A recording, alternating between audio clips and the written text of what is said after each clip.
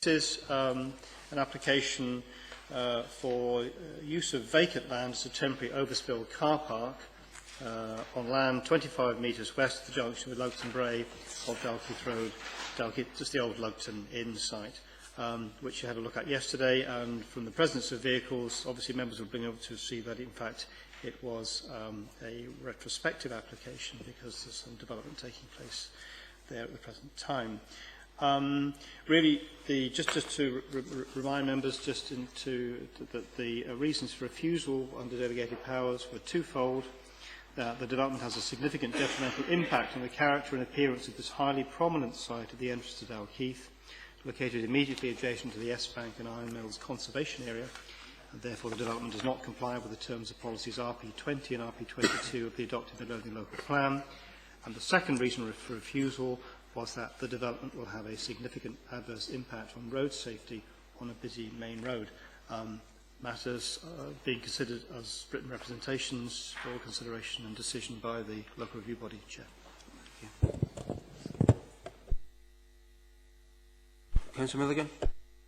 Yeah, Chair, thank you. I think one of the things that we should be doing with any powers that we do have is trying to encourage somebody to start redeveloping that site and bringing it into use. And I think actually giving consent for alternative uses is likely just to hinder that. I actually agree with the planners right down the line here with this. Irrespective of that, I think they've came to the right decision. It is one of the, we'll call it an iconic area of Dalkeith, just as you're coming into the sort of the Dalkeith town, which is an old historical town where this council spent millions of pounds supported by Historic Scotland to bring into decent conditions, and you can see the results of that whenever you walk through Bonnyrigg. I think giving somebody permission, and I understand quite clearly that there was car parking there, the curb was lowered, and if the hotel and that was there, but I think this is completely different. I think this is just either the site owner or somebody leasing the site to park vehicles in there, and the site already looks like an eyesore, and we should be trying to get the site moved on.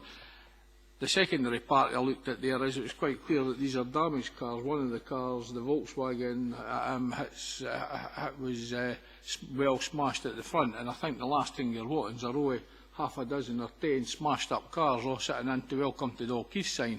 It doesn't really give the image I wouldn't think that we would be wanting. And when you take some of the other areas we're going to go today to talk about screening to keep visually stuff that isn't great to the visual eye, you would need a 6 metre wide band there, I think, before you could hide all that lot. So I'm quite happy to think that the planners have got a spot on here, and this appeal should be rejected. I would like to second Derek on this, because this has been an eyesore for years now. Originally of Dalkeith, and you're right, Derek, just up above it is Welcome to Historic Dalkeith, and you come to this. It's been demolished, but it must be the worst demolition job I've ever seen in my life. But before that, you had coming into Dalkeith for the south, you had the Unicorn, which was a public house, was shut down, all boarded up again, and I saw. And you come for the Musselburgh side, you had 3 Musselburgh Road, which fell into dilapidation. That has now been, through the Townscape Heritage, that's now been restored. The Unicorn has now been demolished, and we were hoping that Lugton was going to be demolished, and it would look not too bad, but it's a mess. And if that's the owner of the site, really, it's no suitable for parking cars, for a car park. It should be getting redeveloped, and originally it was planned for houses. I think that's what should happen to that site. Councillor Emery? I mean, just one comment though, Chairman. I don't actually accept the bit about road safety. And I'll tell you why I don't accept that, because our council actually have just finished the works on that main road. It's just opened, as you well know, about a month ago. There was a drop curb actually being placed in there, and if you looked at it yesterday, it was actually obviously put in at the time when they were doing the resurfacing, etc. So I don't agree with that. Whereas I totally agree that we need to find a way and a means of getting this site redeveloped. It ain't maybe going to come right away. That's the problem that we've got. And I don't know what powers, Chairman, I think that's what I'm coming to the conclusion on. I don't know what powers we have as a planning authority to actually get the site tidied up a bit, because clearly it's not just the use thereof, which we all agree is residential. It should be residential, and we've already given planning permission in 2 instances to that case, but of course nothing's happened. It's actually that the area is lying there at the moment, the same as it's lain there for many, many years. And I just wonder if there's any powers that we have, if we were to support the application being turned down today, do we have any powers to take some sort of action to get the site cleared or tidied up? Chair, under the planning legislation, there is the provision for an authority of local planning to serve a site improvement notice on a site. The condition of such a site to require a notice would need to be pretty severe, and obviously members can take a view on that, and I think that's probably, I'm just looking across at the planning, the manager there would agree with that.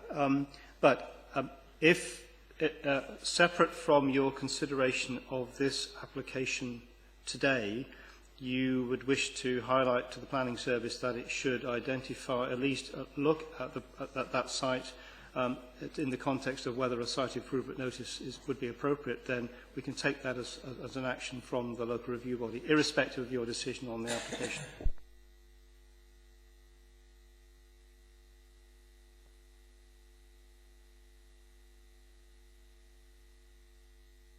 Does nobody else want to say anything?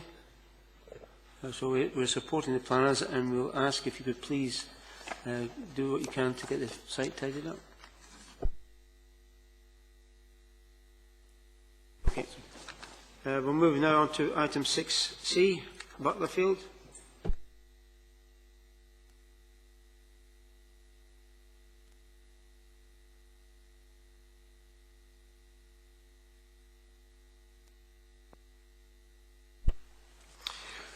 Chairman, this report relates to a review submitted regarding the regrading of land and the use of the land for storage at land south of Units 2 and 4A, Butlerfield Industrial Estate. The proposed regrading works, which are part retrospective, comprise clearing the land and creating a level surface for storage with bunding and landscaping towards the perimeter. The land is to be used to store materials and equipment associated with the adjoining civil engineering business. A planning application for the proposed works and the change of use was refused on the 5th of March 2014. Excuse me. A copy of the decision notice and the officer's report are contained in today's papers, along with the applicant's review statement.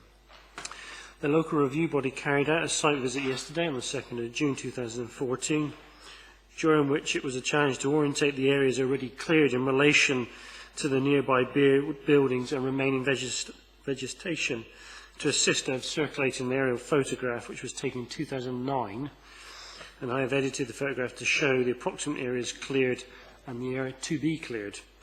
The review is to proceed by written submissions in accordance with set procedures, and following today's decision, decision notice will be issued and made available on an electronic case file. Okay, Bob. Thanks, Chair. Yes, we visited this site yesterday, and we saw, I understand why it's been brought to our attention, indicating that the visual amenity to be considered, but I think we saw lots of trees there which would give adequate screening.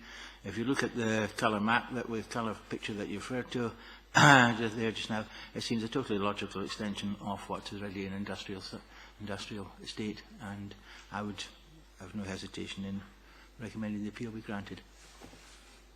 Russell? Chairman, like Councillor Constable, I have to say that the value of going on a planning visit, on a site visit, is that if you read the report, you would have probably come to the conclusion that it was the wrong thing to do. I think being there yesterday, getting pointed out what's happening, seeing what has happened already, has helped to clarify the situation. I have to say that aerial pictorial view that we get that has been circulated around us certainly helps to clarify that. I have to say that, along with Councillor Constable, that right next door to it is already the industrial area anyway. Now, it just seems to me that there's adequate screening there. It may be that the committee, as we heard yesterday, the applicants are already talking about they'd be prepared to put some more planting in there, we could always make that a condition as well. But it just seems to me there's enough screening around there. It is, after all, an industrial site. It was an old coal bin, from what I understand, and it just seems to me an opportunity to bring something back that will be valuable in terms of an industrial site. If I could just mention, it wasn't a coal mine, it was a coal bin. There's a slight difference. You said big. You said mine. Okay, I'll let you off. Ian. Yeah, thank you, Chair. I'm going to disagree with my colleagues on this one. Looking at the plan, the aerial view which has been circulated, you can see there's quite a significant area of now becoming quite mature woodland. We're going to discover tomorrow at Performance Review and Scrutiny Committee that we have no plans for increasing the profile of biodiversity in Midlothian, which is much needed. And the fact that we're losing areas like this, which are clearly becoming the last few remaining pockets of biodiversity in Midlothian, I think we sorely need a new biodiversity officer. We can see the recommendation for refusal was against Midlothian Local Plan Policy RP5, Woodlands, Trees and Hedges, and RP7, the Landscape Character. I'm a bit concerned as well that this, I think, is, if I'm correct, is partly retrospective. Now, given that we've already lost a good bit of that area, I would be content to accept that what's done is done, and the area which has been cleared should be, we should accept that that has been cleared for industrial use. But I'd be very, very concerned indeed if we were starting to lose pockets of woodland like this in Midlothian. As I said before, yes, we need development in Midlothian, but it has to be appropriate. And we've seen all too many situations in Midlothian where it's a case of develop, develop, develop, and to hell with the consequences. I'm going to move to uphold the refusal. Derek.